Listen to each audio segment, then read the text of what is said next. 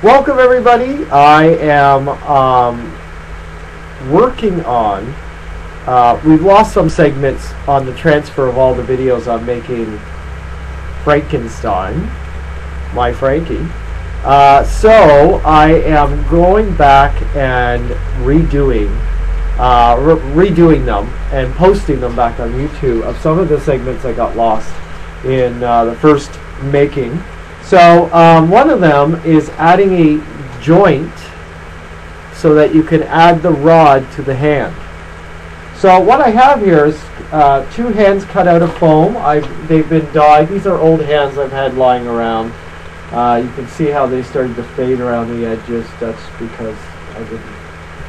because they're old. They're not being properly stored, and it can happen, or possibly it could have been already turning bright yellow and the dye doesn't take well to it.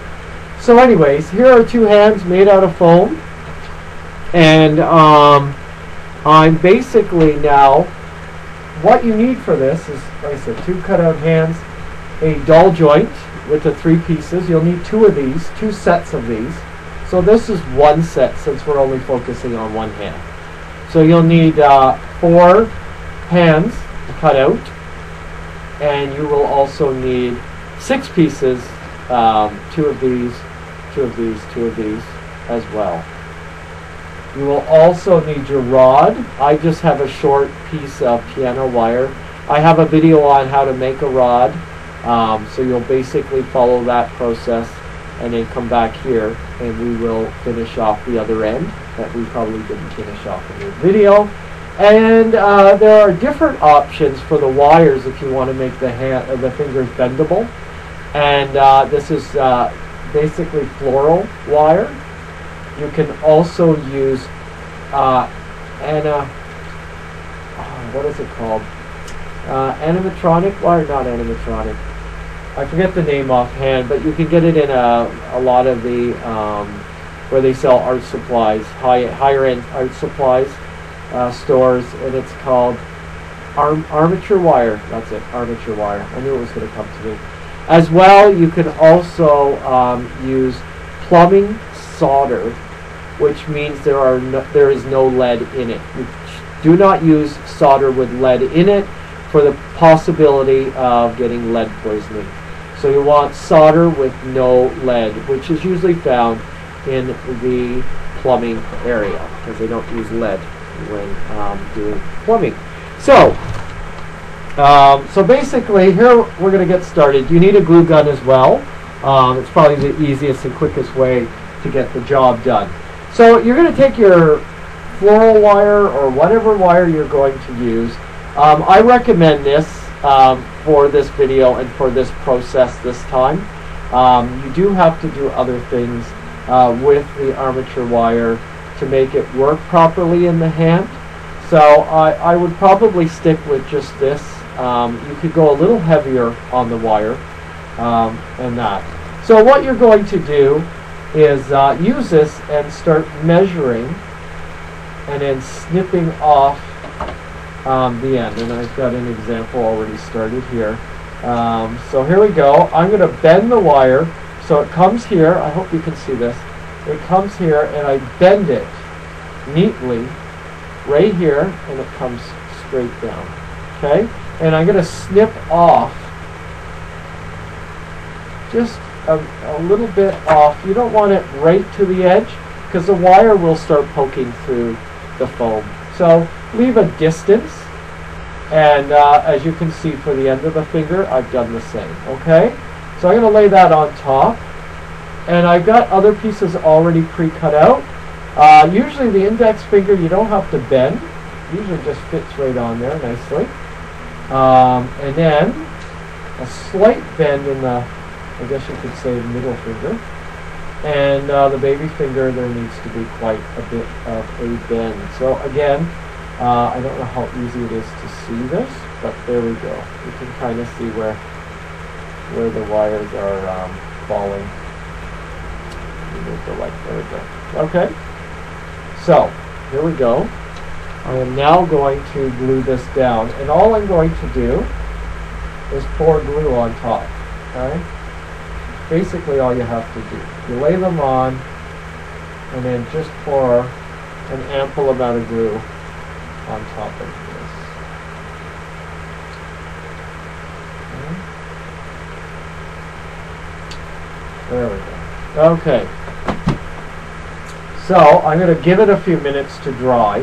While I'm waiting for it to dry, I'm going to focus now on these dull joints. Okay?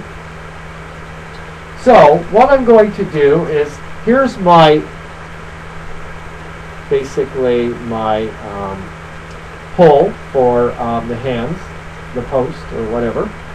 And I can't think tonight, clearly, people. And basically what I'm going to do is I'm going to put a curve on the end. Now this piano wire is basically, oh, someone's asked what gauge of wire. It's floral wire. It only comes in a few gauges, and basically you want something a little bit heavier. I don't know what the gauge is for this one, but it doesn't come very heavy, too much. So you want it a bit heavy, but not too much. But you don't want it too thin, because the hands will not stay in position.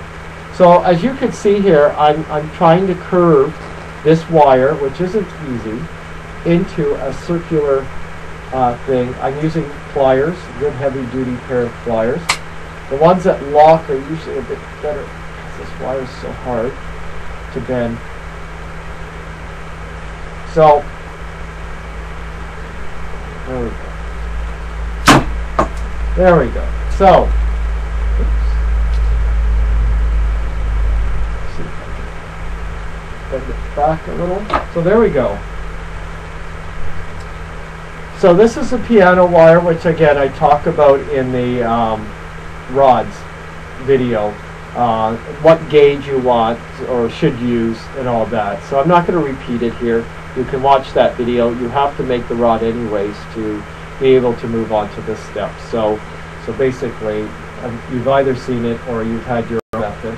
So the other end that I have not completed in the rod video will be twirled here.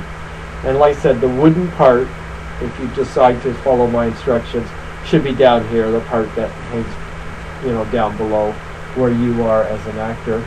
And it will go on the post like that. You use, this is the washer. It has, it's like a washer is, and there's no teeth here. It's just straight out flat.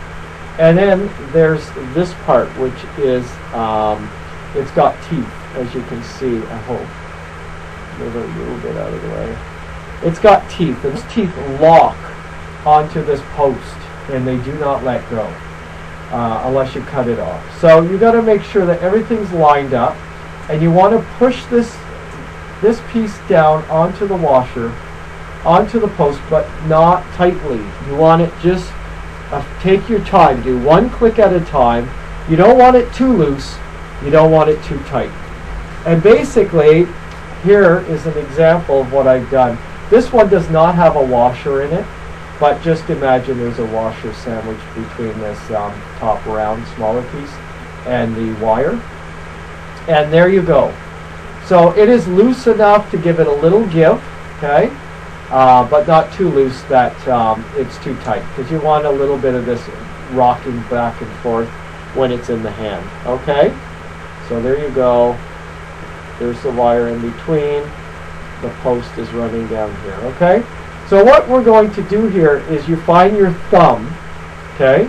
And the post comes out from the thumb side down, okay? Not the baby finger side. The wire for the rod should run down on the same side as the thumb is, okay? And you're going to glue this in about the center of the palm, okay? So measure it, put lots of glue. You don't want it to come loose. So be a bit more generous of your glue. And let it sit there, and maybe you... Now, you don't want to get any glue so the rod stops moving. So just, you know, keep it below. I'm just going to put a little bit around the edge. Okay. We're going to let that dry for a few minutes before I move on. I'll just add another glue stick. Okay. So the last step is now gluing this hand on top. Okay. So make sure you have it lined up before you glue it down. There's nothing worse than panicking as the glue is drying and trying to measure things and get them all basically lined up. So make sure the thumb matches the thumb, etc., and kind of mirror it on the table. And again, keep glue away from this area where the rod runs down and make sure you have an area where I actually don't usually glue too much down in this area where the wrist is. I usually glue above, on the fingers, and just right here. Probably just where the base of the thumb is. Okay? Now this piece can be larger or smaller depending on the size of your hand. It should just fit nicely in the middle without sticking out. And so you can, dull joints come in various sizes. And again, depending on the size of your hand, it's best to get one that just fits nicely without sticking out or being too close to the edge. Okay, so you can probably see where I'm sticking the glue. I'm putting lots of glue. Some of it might squeeze out. So you're not planning to cover your hand. You got to be careful not to squeeze the glue out or it doesn't look as good. Okay, and I'm going to put some glue just a little bit on top of this circle, so that on the top circle here, so it glues down. Now I'm going to push down,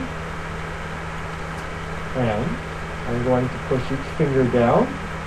Make sure the glue gets spread and that it glues right to the edge. Again, if you're planning to not cover your hands, you got to make sure or try to be careful about not having too much glue seep out. Okay? And here we go. So I'm going to press it. Just watch. You could burn yourself. The glue is quite hot, and the foam can absorb it and it can burn you. But just keep patting it till you feel like it's getting cool enough. Okay? So here we go.